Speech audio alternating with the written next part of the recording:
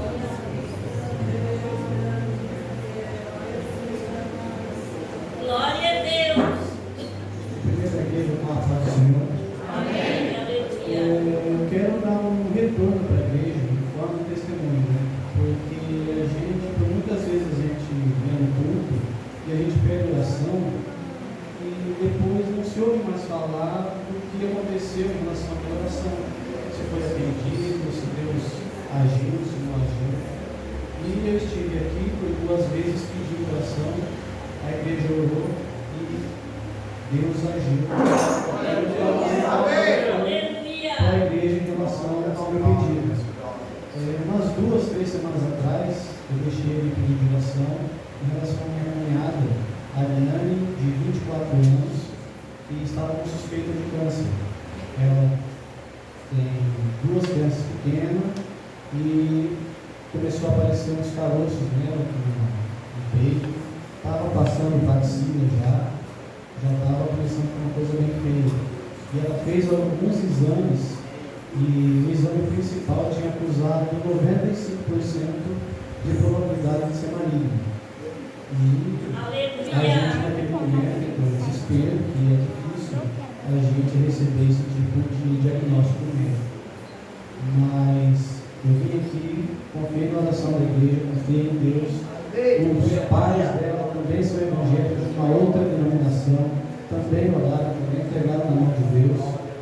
E depois de alguns dias, depois de alguns exames, saiu o resultado que 95% de certeza que era câncer, não era um câncer, era apenas uma simples infecção. E a medicina falou que os médicos eles não conseguem aceitar o agir de Deus muitas vezes na vida das pessoas. Então eles falaram que isso daí foi da agulha que entrou ali no caroço, que fez a punção daquele líquido, que fez com que aquela infecção se desinflamasse. Mas na verdade a gente não acredita em coincidência. A gente acredita Então eu agradeço a Deus pelo milagre, agradeço a igreja pela oração e agradeço a oportunidade. Em nome de Jesus. Glória a Deus, esse é o Deus que nós servimos. Nós podemos falar que Deus ouve a oração. E a Bíblia vai dizer que para Deus nada é impossível. Para os homens pode ser impossível, mas para Deus nada é impossível. Glória a Deus. Convido a igreja a colocar em pé, por gentileza. Para passar a direção ao nosso pastor Paulo, com o tempo e a palavra. Aleluia. Eu quero saudar a igreja na paz do Senhor. Amém. Aleluia. Feliz em ter a igreja cheia. O irmão Milton contou, tem 51. Essa bênção de Deus. Amém. Por favor, tome seu assento por instantes. Pois o irmão Milton ainda vai ter uma oportunidade nesses instantes. Ele precisa conversar com a igreja.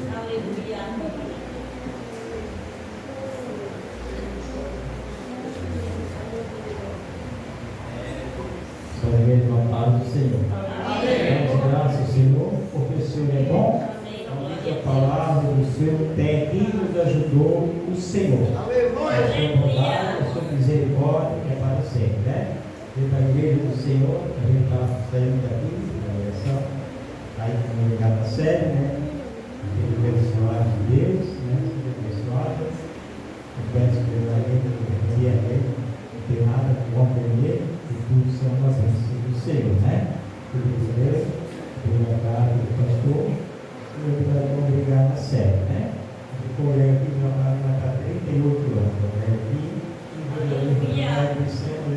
37 anos. Aqui no setor, dirigiu o Guilherme como bombeiro, 4 anos, ficou como segundo, mais 6 anos, né? Como segundo, já era 4 anos e pouco também. A igreja do Senhor toda é uma bênção, né? Do Senhor. A igreja daqui está indo para a série, né? Mas não é, mas a igreja está no nosso coração, né? Louvado seja o nome do Senhor. A palavra da igreja se encontra 1 Corinto, louvado seja o nome do Senhor. 1 Corinto, capítulo 16, versículo 23 e 24. Essa é a palavra do Senhor. A graça do Senhor Jesus Cristo seja convosco. E o amor seja com todos vós, em nome de Cristo Jesus. Né? Amém. Agradeço a Deus por tudo, a igreja do Senhor. Agradeço ao nosso pastor, pastor Paulo, uma bênção, né? Sempre tem dado para a gente trabalhar. Louvado seja o Senhor. Daniel, trabalhando junto na missão, né? Trabalhando junto, guerreiro, alma seguir Jesus, né? Receber para a igreja, uma bênção do Senhor, né? Não sei porquê, a igreja que eu estou saindo aqui, agradeço por tudo, agradeço que através do irmão Eduardo, agradeço, uma bênção também, se puder, Andione, né? Devemos amar um no outro, né? Todos obreiros, né? Aleluia, glória a Deus. Vocês já se conhecem, né? Louvado seja o nome do Senhor. Toda a igreja do Senhor, eu agradeço por tudo, né? A gente vai continuar orando pela igreja do Senhor, que é a nossa missão. Devemos orar um pelo outro, interceder um pelo outro, né? Coisa que eu gosto de fazer é fazer a obra do Senhor, evangelizar, pegar o livre, tudo que eu mais gosto, tem sido assim, a unção do Espírito Santo dentro da minha vida para fazer esse trabalho. Vou sair daqui com obrigação, mas não quero deixar de fazer o trabalho do Senhor. Eu quero evangelizar e quero fazer a obra do Senhor, enquanto eu puder, porque Deus é bom e Ele é fiel, a sua bondade é para sempre. Igreja do Senhor, vamos trabalhar para o Senhor. E vindo com o nosso obreiro, vamos ajudar e vamos batalhar para a obra do Senhor. Porque nós vamos fazer um para o outro, mas fazer é para Deus. Aleluia. Ele tem sempre no nosso coração, aleluia, na nossa mente. E fazer tudo que fizermos é para o Senhor. E fazer para nós, né? E nós plantarmos, sempre que nós plantar, nós colhemos. Louvado seja o Senhor, Deus do céu. Aleluia. Bendito é o Deus de Israel. Agradeço a gente orando por você, pela igreja do Senhor, e peço também a oração da igreja para ver com a minha família, a minha filha Sumanida, como ela recebe, né? O irmão, ela, como ela lá, está na família, para comer lá com ele. Deus sabe o tempo, sabe a hora e sabe todo momento, né? Louvado seja o Deus do céu. É muito abençoado essa igreja, o setor, muito abençoado. E a igreja do Senhor está crescendo, né? Está crescendo. Falei com o pastor, um tempo atrás, a igreja era lotada, até do que eu botar a cadeira no corredor, mas o grupo de doutrina é 30 pessoas. Anos atrás, muitos anos atrás. A igreja vai ter 50, louvado seja o Senhor. A porta está crescendo, né? Aleluia. Então, para isso, devemos evangelizar, fazer um trabalho para o nosso Deus. Aleluia. E a recompensa vem do Senhor. Agradeço a todos, né? Aleluia. Isso é uma bênção do céu. Eu quero passar o nome do Espírito Santo de missão, né? Para o nosso pastor. Também está sendo pedido para outro setor, né? Louvado, vamos continuar orando por ele. Em nome do Senhor.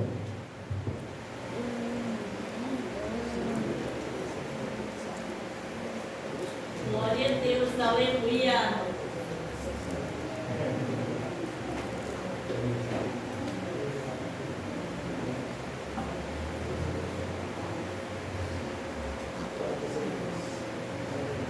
Eu agradeço em nome do Seu Jesus.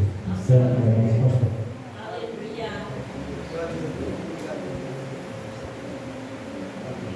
Glórias a Deus. Eu, a princípio, não tinha entendido o presente que ele sentiu de dar para a gente em relação à nossa despedida. Vai ser na quinta-feira. E Deus abençoe, irmão. Glórias a Deus. Aleluia. Gente, como é bom estarmos na casa de Deus, né? Como é bom estarmos na presença do Pai. E abrir o culto ouvindo um testemunho como esse é coisa extraordinária, né? Aleluia. Para quem não sabe, Fernando é pregador. Fernando é pregador e dos bons, sabe?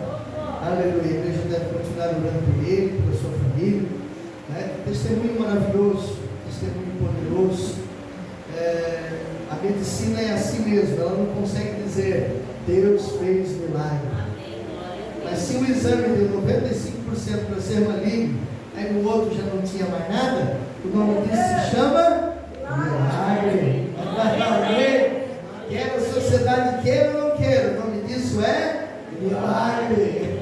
Aleluia. Glórias a Deus. Meus amados, eu quero dar algumas notas. Quinta-feira é a nossa despedida e quinta-feira o pastor Jair está assumindo, né?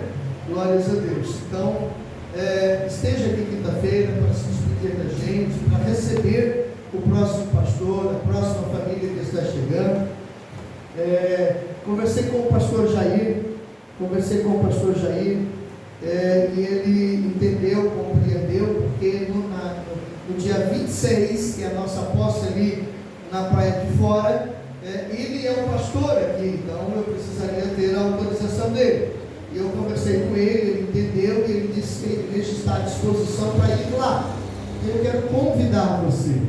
eu quero convocar você, porque é lindo quando uma congregação vai levar o pastor, sabe? Isso, se vocês fizerem isso, vocês estão transmitindo duas mensagens. A primeira, que vocês nos amam.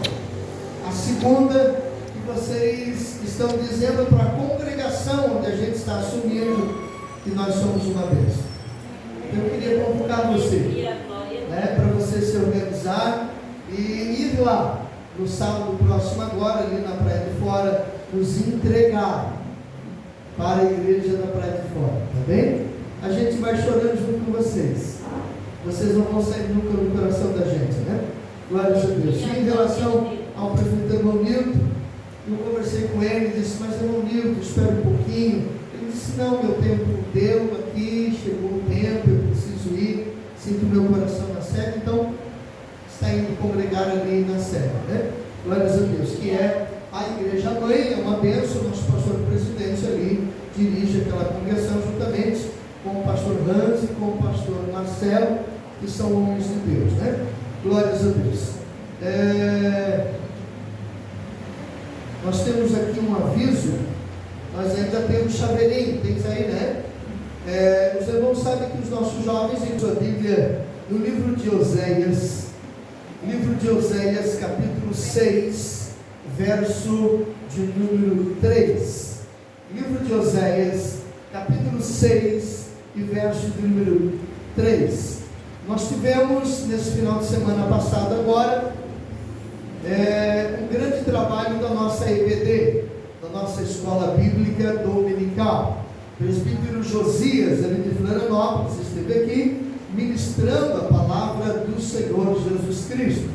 E ele desossou o livro de Oséias, indo desde o capítulo 1 até o capítulo 6, mostrando para nós a respeito do contexto histórico, contexto político, a respeito deste livro, até chegar no verso de número 3, que era o tema desse congresso. E Deus colocou no meu coração para falar a respeito de duas chuvas que estão relacionadas a esse texto. Nós vamos descontextualizar. A homilética me permite fazer isso, sabe? Do contexto da pregação eu posso tirar, descontextualizar, mas isso não me dá o direito de sair das Escrituras Sagradas, tá? Então isso se chama didática de pregação. E nós vamos usar o versículo de número 3 do capítulo 6 do livro de Oséias. Não vamos falar do livro em si, mas vamos nos ater exatamente na chuva seródia e na chuva temporã, a respeito de promessas de Deus relacionadas ao derramar do Espírito Santo sobre a vida da igreja. Amém? Amém. Oséias capítulo 6, verso de número 3, que diz assim: conheçamos e prossigamos em conhecer ao Senhor, como a alva será a sua saída, e Ele a nós virá como a chuva seródia que rega a terra. Aleluia. Nós vamos fazer uma oração agora. Eu quero pedir para o irmão Nilton e para sua esposa virem cá na frente. Nós vamos estar orando por eles, tá? Porque eles estão se despedindo da congregação, vão congregar na sede, e por muitos anos congregaram aqui, né? O irmão Nilton já é poderosa, sabe? Ela é viva, ela é eficaz, ela trabalha mesmo a nossa vida, ela trabalha a nossa mente, o nosso coração, a nossa alma, a fim de nos alimentar, a fim de nos fortalecer, a fim de nos edificar com a presença de Deus, através da sua poderosa palavra.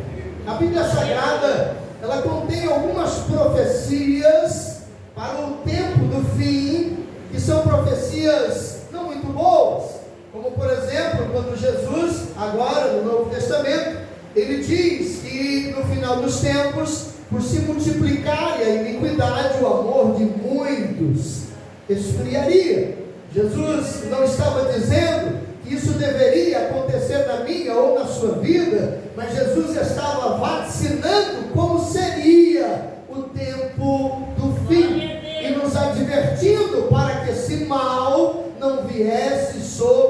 nossa vida. Ou seja, precisamos conservar o amor de Deus sobre a nossa vida. Somente esse amor é capaz de nos arrebatar desta terra e nos fazer estar ligados com o céu.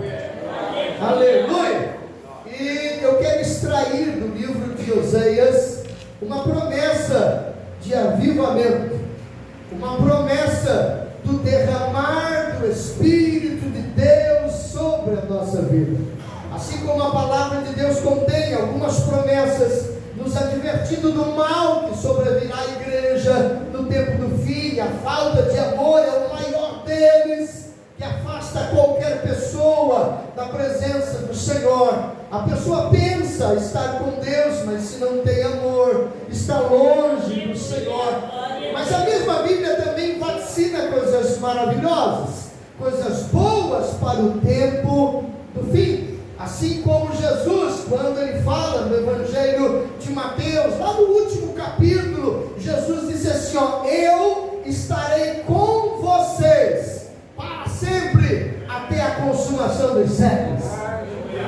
Isso é uma profecia, isso é uma promessa para a igreja, sabe? Então nós temos motivos para permanecer fiéis, nós temos motivos para permanecer firmes, nós temos motivos para nos agarrar em Cristo e não deixarmos que o amor de Deus saia de dentro de nós, sabe?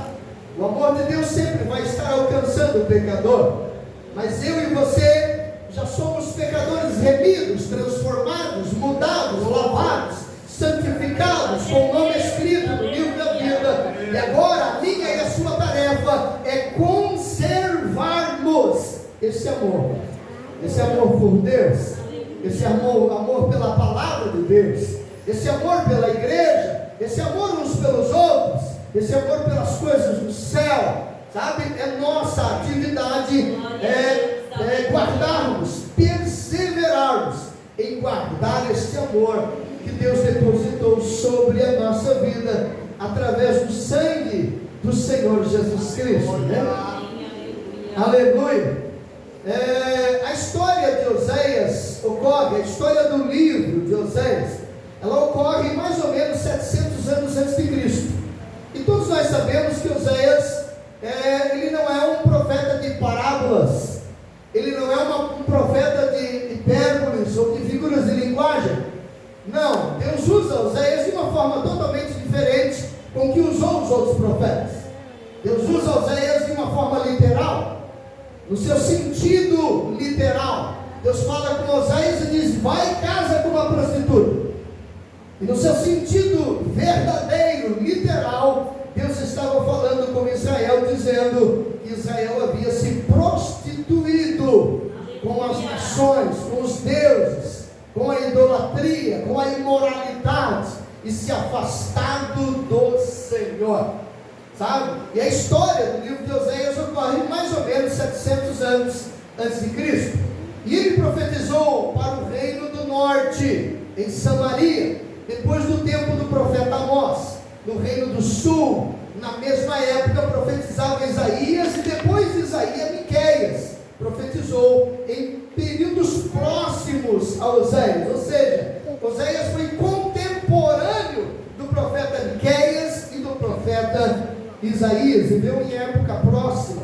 O livro de Oséias é o primeiro livro da galeria dos 12 profetas menores. Quando você estuda teologia, tem os profetas maiores e os profetas menores. Oséias é o primeiro livro da galeria dos profetas menores.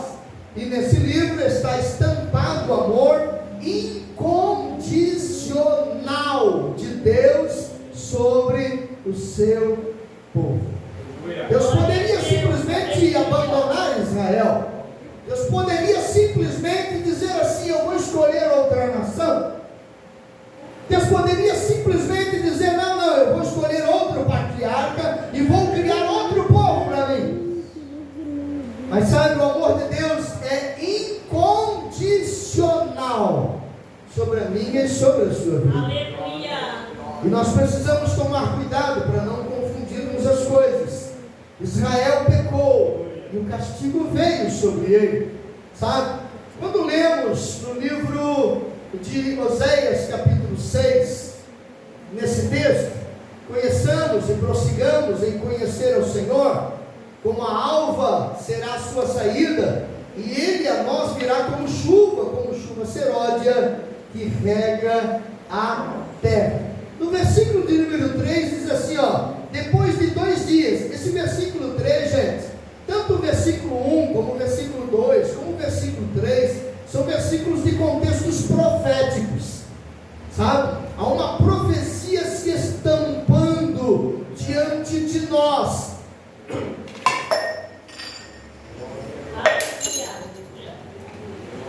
Tentei segurar, mas não, deixa aí. Tá? Depois a gente são versículos que se estendem diante de nós. Perdão, gente, alguém batendo aqui quando eu fui segurar. Mas são coisas que acontecem, né? Quando lemos Oséias capítulo 6, verso 2, diz assim, ó, depois de 2 dias, presta atenção, depois de 2 dias nos dará vida, ao 3º dia nos ressuscitará e viveremos diante dele para sempre. Quando você lê esse texto no livro de Oséias, você lembra do quê? Da morte de Cristo, do sepultamento de Cristo e da ressurreição de Cristo, sabe? Vou ler de novo. Depois de 2 dias nos dará vida, ao 3º dia nos ressuscitará e viveremos diante dele para sempre. A Bíblia diz que Cristo foi a primícia, as primícias das ressurreições, sabe? Porque ele foi o Senhor dos senhores e o Rei dos reis. E quando lemos o verso de número 3, está estampado aqui no calendário profético uma profecia, onde Deus promete derramar o seu Espírito sobre a nossa vida. Quando lemos Joel capítulo 2, verso 28 e 29, Deus promete derramar o seu Espírito sobre toda a carne, sabe? Joel capítulo 2, verso 28 e 29, há uma promessa global, não é uma promessa local, não é algo só para Jerusalém, não é algo só para Israel, não é algo para um grupo de pessoas, é uma promessa global, sabe? E nos últimos dias, né? Oséias, Joel capítulo 2, verso 28 e 29, diz que nos últimos dias, Deus derramaria do seu Espírito sobre toda a carne. Mas o que eu quero entrar para falar com você é sobre a chuva seródia e a chuva temporã. No texto de Joel capítulo 2, verso 23, diz assim, ó, e vós, filhos de Sião, regozijai-vos e alegrai-vos no Senhor, vosso Deus, porque Ele vos dará em justa medida a chuva temporã, fará descer chuva no tempo certo, a temporã e a seródia. Sabe? Quando Joel escreve esse texto, Israel estava debaixo de um castigo de Deus. Israel estava debaixo da ira do Senhor, e não chovia mais a chuva seródia, nem a chuva temporã, que eram as chuvas que regavam a terra e que preparavam para a colheita dos grãos. Deus havia cerrado o tempo e essas chuvas não caíam mais. Mas para falar do derramar do Espírito de Deus, Deus usa o profeta Joel e relembra eles: eu vou voltar a dar a vocês tanto a chuva temporã quanto a chuva seródia, e vocês receberão o bem da terra. Aleluia! Deus faz uma divisão do derramar do seu Espírito em 2 etapas: a temporã e a seródia. Sabe, nós estamos entrando num texto profético para falar de uma profecia do avivamento do Espírito Santo sobre as nossas vidas. E Deus usa como figura de linguagem neste livro 2 chuvas que faziam parte da vida de Israel, que faziam parte da renda per capita de Israel. Sem essas chuvas, Israel prosperidade chegava sobre a nação de Israel. E Deus faz aqui uma divisão do derramar do seu Espírito em duas etapas: a chuva temporã e a chuva seródia. Sabe, quando lemos a Bíblia Sagrada, às vezes temos dificuldade para entender, por nos faltar o contexto histórico do texto, por nos faltar o contexto profético do texto. E quando você começa a compreender, quando você mergulha num livro inteiro para entender um único versículo, sabe, é como se descortinasse diante de ti a ideia que Deus queria transmitir para o seu povo.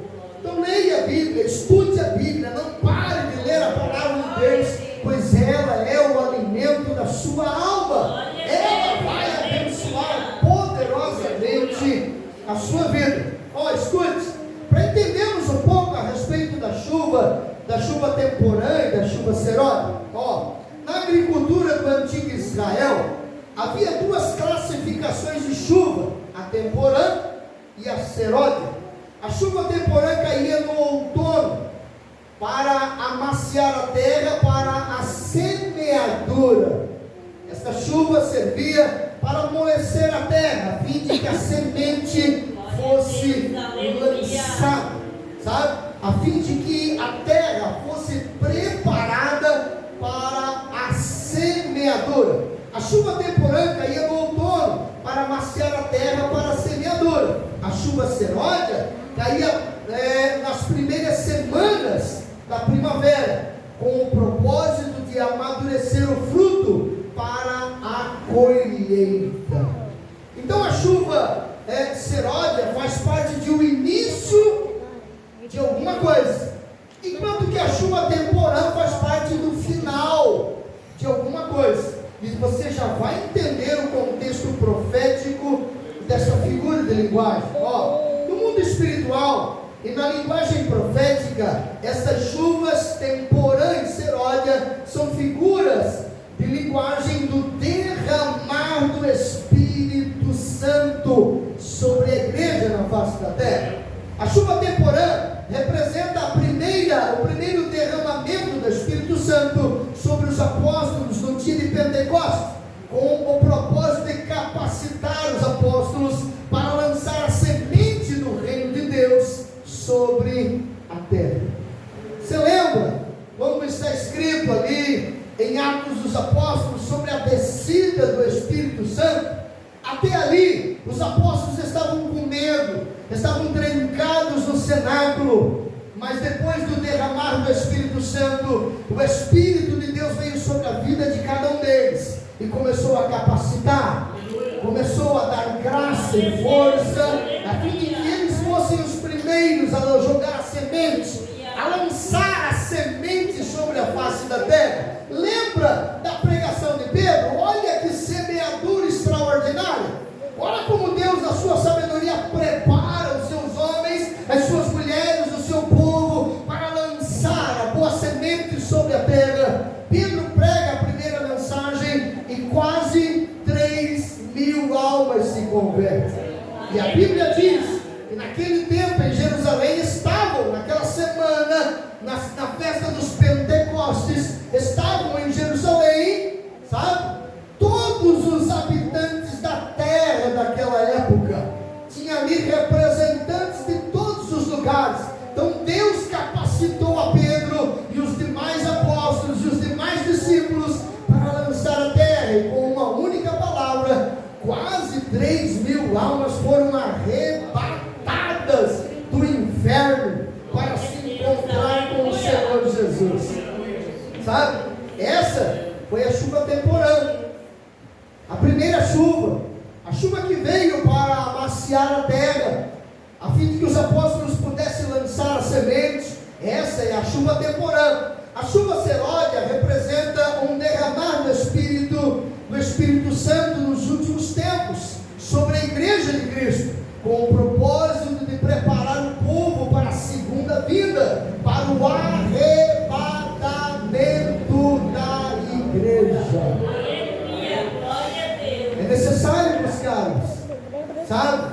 Aqui na chuva temporã e na chuva seródia, nós temos da Bíblia Sagrada uma promessa extraordinária, uma promessa poderosa. Estamos nos últimos tempos na face da terra, sabe? O mundo está num caos, o mundo é um lamaçal inteiro, o mundo está decaído no pecado, na orgia, mas você é noiva do Cordeiro, você é servo de Deus, você é uma mulher de Deus, e a palavra de Deus, ela nos adverte: se eu e você não tomarmos cuidado, as orgias desse mundo vão engolir a nossa fé, as orgias desse mundo vão aplacar a nossa fé, e nós vamos sermos engolidos pelas coisas desta terra.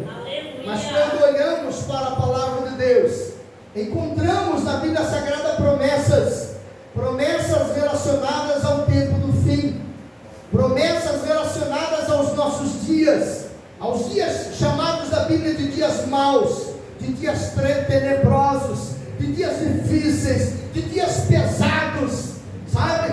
Mas você como homem de Deus, você como mulher de Deus, nós podemos e devemos lutar contra o mal, lutar contra o erro. Deus nos capacitou para isso. A boa semente está em tuas mãos, a boa semente do reino de Deus foi depositada em tuas mãos.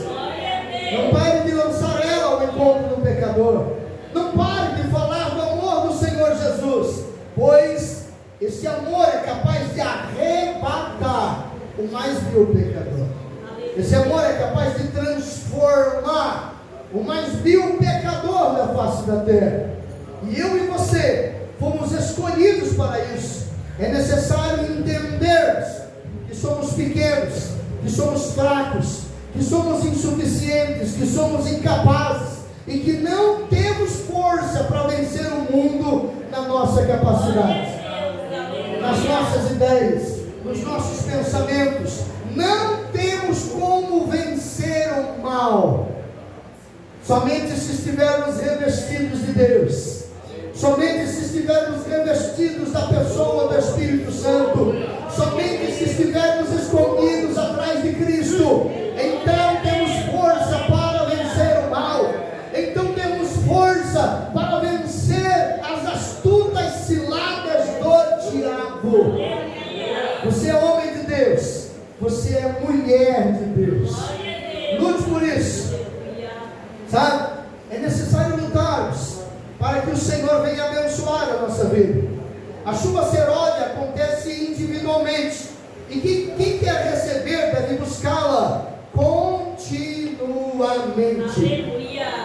Sabe? O avivamento começou no dia do Pentecostes. O avivamento na minha vida e na sua vida começou no dia que você se entregou para Jesus. Agora é obrigação minha e obrigação sua buscarmos. A promessa está estampada aqui. A chuva serôdia pode ser derramada sobre a nossa vida. Deus quer fazer isso, mas Ele precisa que cada um de nós tenha a consciência de que precisamos buscar, de que precisamos nos aproximar do Senhor cada dia mais. É preciso uma entrega total a Deus, e isso exige duas coisas importantes. Para que a chuva serôdia, ou seja, o avivamento do tempo do fim venha sobre a minha vida, porque, gente, avivamento não é sair pulando num pé só. Isso não é avivamento, sabe? Avivamento é algo que nos leva a realizar, nos leva a fazer. Avivamento é o dispositivo de Deus para virar a chavinha dentro da nossa cabeça e começarmos a buscar o Senhor, e começarmos a ler as Escrituras Sagradas, e começarmos a nos aproximarmos do impossível de Deus, começarmos a nos aproximar do mundo de Deus. O avivamento faz com que a gente tire os pés desta terra e se encontre com o Senhor. O avivamento nos capacita a ver o que o homem natural não tem condições de ver. O avivamento aflora a nossa fé. avivamento reaviva o nosso amor por Deus. Avivamento não é algo que acontece no domingo e na segunda-feira eu nem lembro o que aconteceu domingo à noite. Isso não é avivamento, isso é barulho. E barulho não edifica ninguém. Barulho não leva ninguém a lugar nenhum. Sabe? Eu preciso do avivamento de Deus sobre a minha vida. Conta a história dos fundadores da Assembleia de Deus, Daniel Berg e Gunnar Wingren, que na igreja onde eles congregavam nos Estados Unidos, na igreja do pastor William Seymour, sabe? Essa igreja, quando ela se reunia, 3 quarteirões distantes da igreja, as pessoas eram batizadas com o Espírito Santo. Pensa no avivamento da igreja, sabe? As pessoas caíam, quarteirões da igreja caíam possessas por demônios. Aleluia. Dessa igreja saíram Daniel Berg e Gunnar Wingren em direção à nação brasileira, para acender a chama pentecostal nesta terra abençoada. E essa chama pentecostal um dia alcançou a minha vida, alcançou a sua vida, alcançou os nossos pecados, e o Senhor nos remiu dos nossos pecados. Sabe? Para que esse avivamento perdure na minha vida, eu preciso de 2 coisas extremamente importantes. Eu preciso do amor. O reino de Deus só existe por causa do amor. Sabe, não existe reino de Deus na terra sem amor. Reino de Deus não é religiosidade. Religiosidade é algo da terra, não é algo do céu. Eu preciso ser cristão, imitador de Cristo, seguidor de Cristo. Sabe? Ele foi a porta, Ele é a porta para nós entrarmos e seguirmos as suas passadas. Precisamos do amor. E se eu e você não tomarmos cuidado, Jesus nos advertiu nos últimos tempos por se multiplicar a iniquidade. O que é iniquidade? Para você entender por que o amor vai saindo da minha vida. Porque eu paro de amar a Deus. Porque eu paro de amar as coisas de Deus. Para você entender o que é iniquidade. Iniquidade, você pode buscar no Google e perguntar: o que é iniquidade, Google? E o Google vai te dizer: iniquidade é pecado voluntário. Eu sei que é pecado, mas continuo praticando. Isso é iniquidade. Sabe? Ou seja, o que nos condena não é os nossos pecados. Isso é filosofia. O que nos condena não são os nossos pecados. Não. Os nossos pecados, Jesus morreu na cruz para nos perdoar deles. Não são os nossos pecados que nos condenam. O que nos condena é a verdade que nós conhecemos e não praticamos. É isso que nos condena. O mundo é condenado por ter virado as costas para Deus, por não querer a Deus, por não querer a verdade, por preferir a mentira. Por isso o mundo é condenado. Mas a igreja é condenada por conhecer e não praticar o que conhece. Sabe? Aí não tem como a chuva ser ótima, descer. Escute, Deus não procura super-homens e nem mulheres maravilhas. Deus não está à procura desse tipo de gente. Deus se desvia desse tipo de gente. Porque esses são os fariseus da terra. Esses são os que julgam, que condenam, que matam, que destroem a igreja de Cristo. Atrás de uma ideia de não toque, não faça, não use, não manuseie. Que Paulo fala aos Colossenses. Deus procura pecadores arrependidos.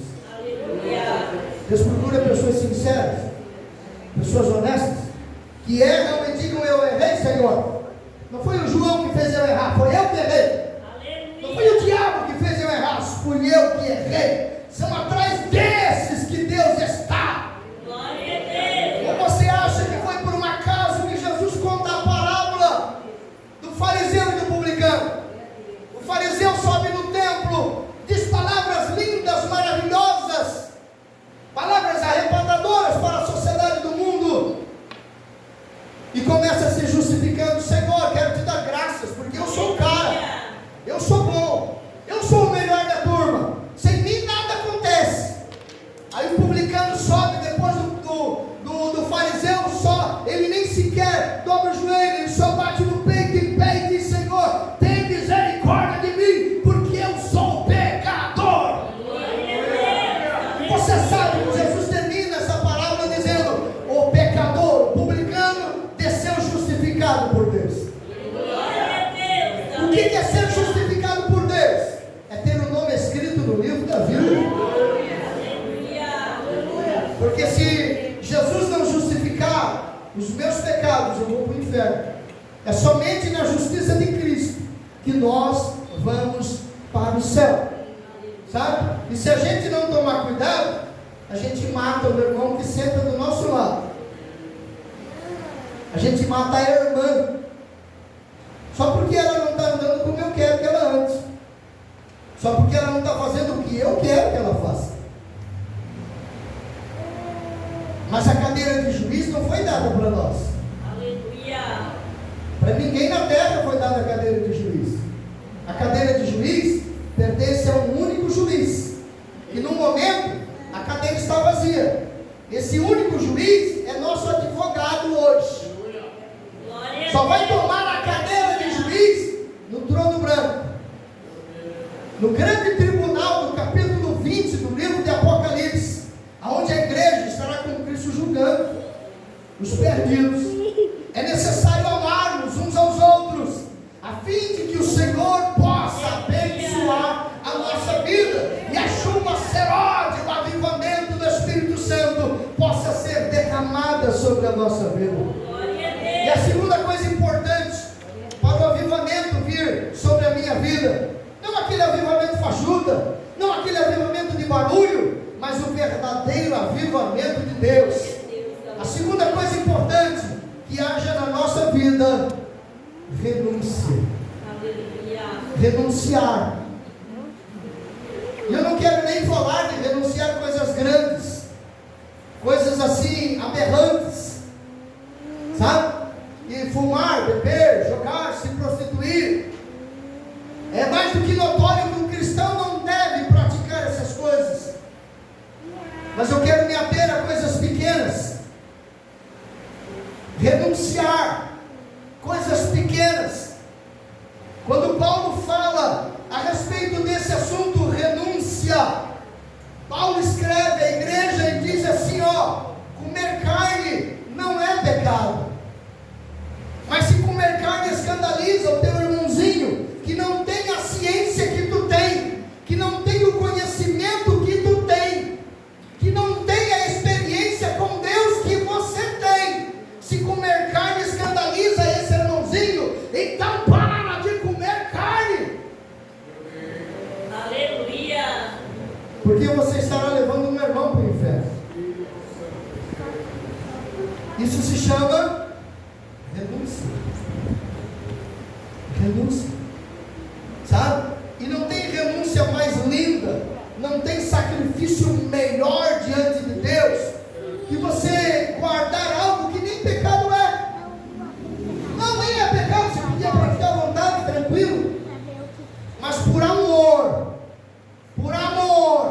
a noiva do Cordeiro que está na terra, por amor ao seu irmão que está na mesma igreja que você não pratica aquilo.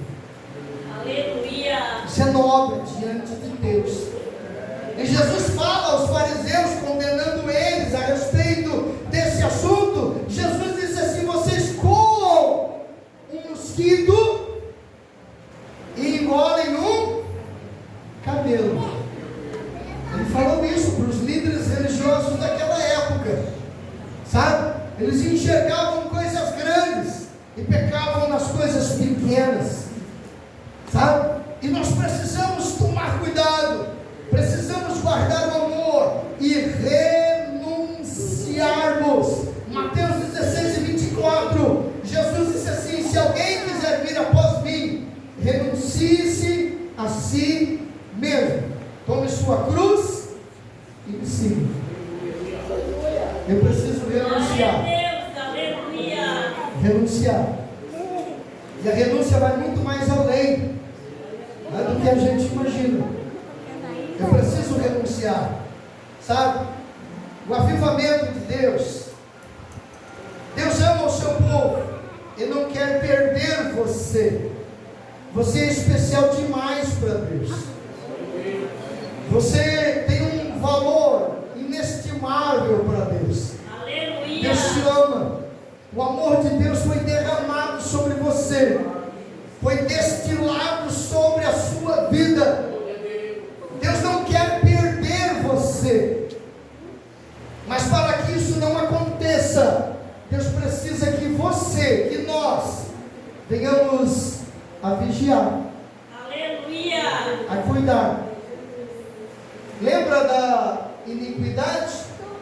Pecado voluntário. Eu sei que é, mas continuo praticando. Tenho consciência que é, mas continuo praticando. Eu sei que não devo julgar o meu irmão, mas continuo julgando. Eu sei que não devo condenar meu irmão, mas continuo condenando. Sabe?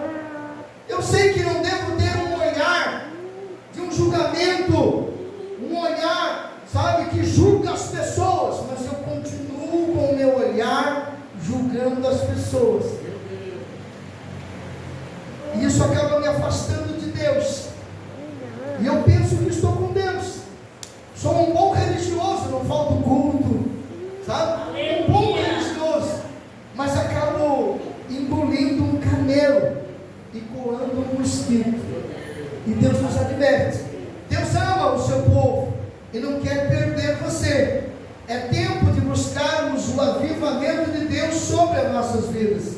Deus quer derramar a chuva seródia sobre cada um de nós. Vamos estar de pé nesse instante? Ainda bem que o Senhor ficou apurando. Aleluia. Glórias a Deus. Louvado seja o nome do Senhor Jesus. Meus amados, não perca esse ânimo, esta vontade. Continue firme, buscando a Deus, se aproximando do Senhor. Não deixe de ler as Escrituras Sagradas. Sabe aquele momento que um versículo não sai da sua mente? Que um versículo não sai do seu coração? Sabe o que Deus está querendo te dizer? É para você estudar aquele versículo. É para você mergulhar naquele versículo. Que é para você estudar o livro daquele versículo. Porque Ele quer te mostrar coisas grandes, coisas firmes, poderosas. Ele quer revelar coisas novas sobre a sua vida.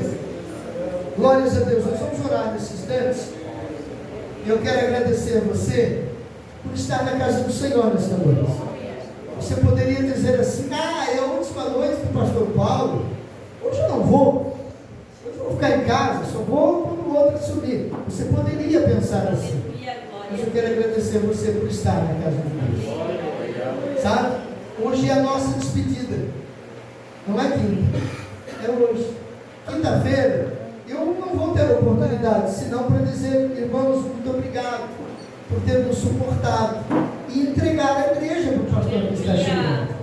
Hoje foi a nossa despedida de verdade.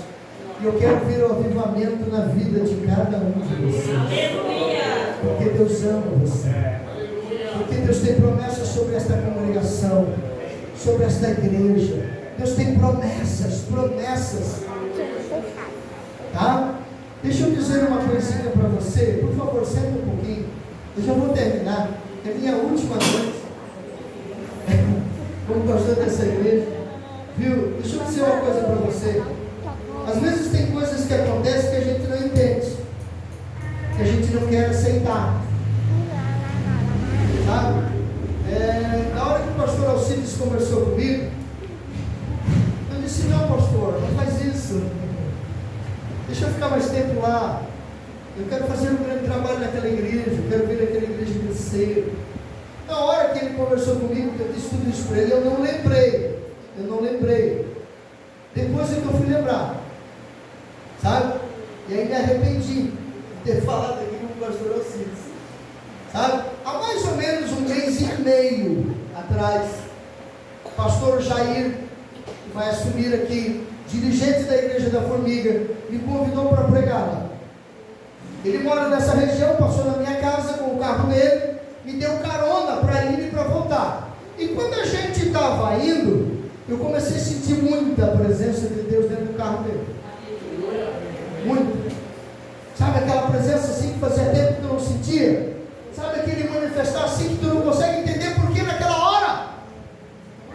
E Deus começou a me usar para dizer para ele que Deus iria colocar na mão dele um grande trabalho. E eu brinquei, eu fiz uma brincadeira dentro do carro e disse, quem sabe é um campo. E quando tu assumir esse campo, lembra de nós. Mas não era um campo.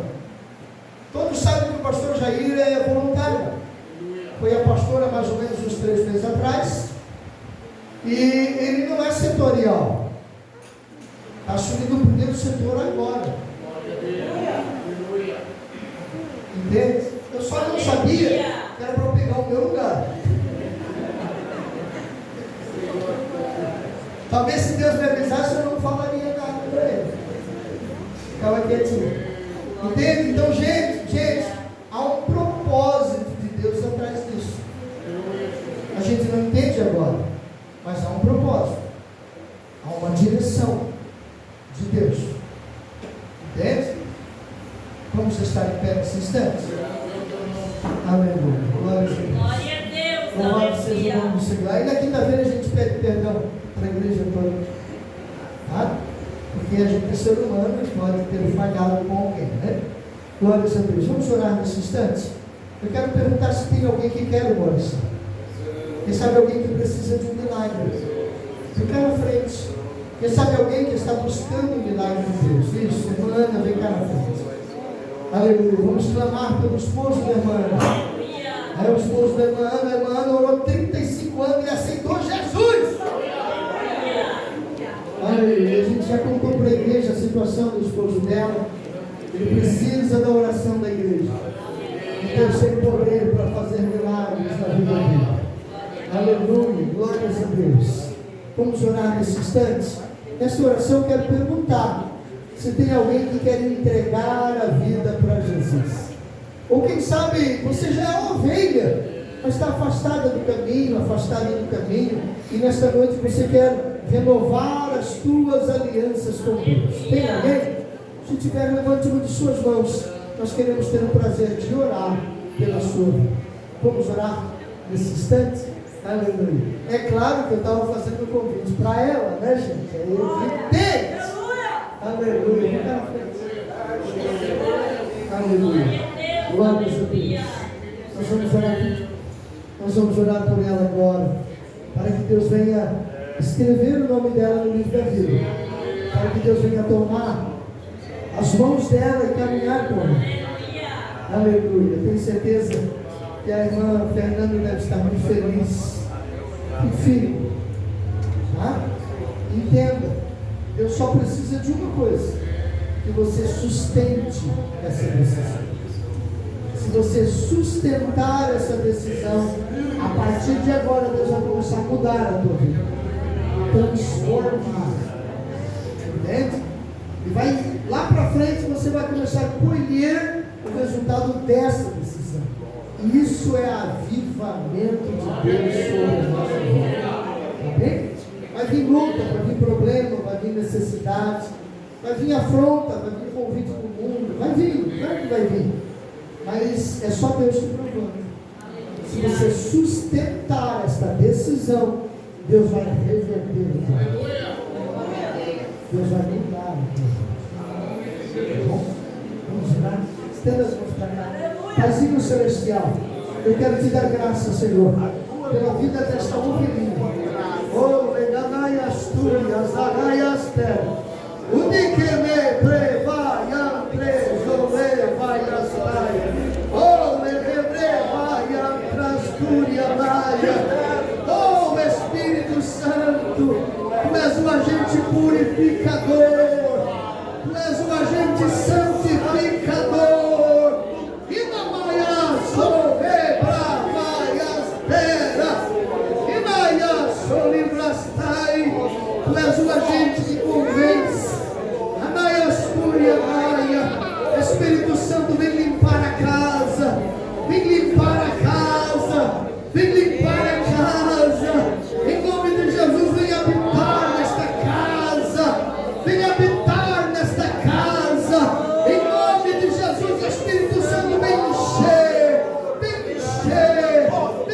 esta ovelhinha, e na solepra astúria, vem escrever o nome dela no livro da vida. Vem tomar ela pelas mãos, vem caminhar com ela, vem dar a ela experiências contigo, vem mudar, vem transformar a vida desta ovelha, em nome de Jesus. Receba a bênção de Deus, receba a libertação, a vitória, para a glória do Senhor Jesus.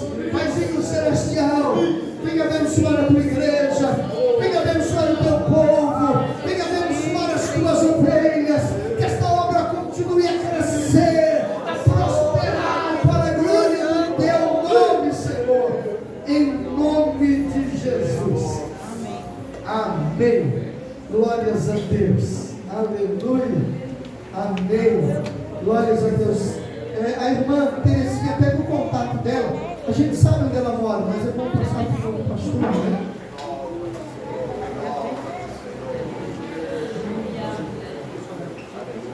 Glórias a Deus. Meus amados, o pastor Paulo, que é cunhado da irmã Nivalda, ele, vindo de São Paulo, ele trouxe um material evangélico, é isso? Gravatas, né? Isso, né?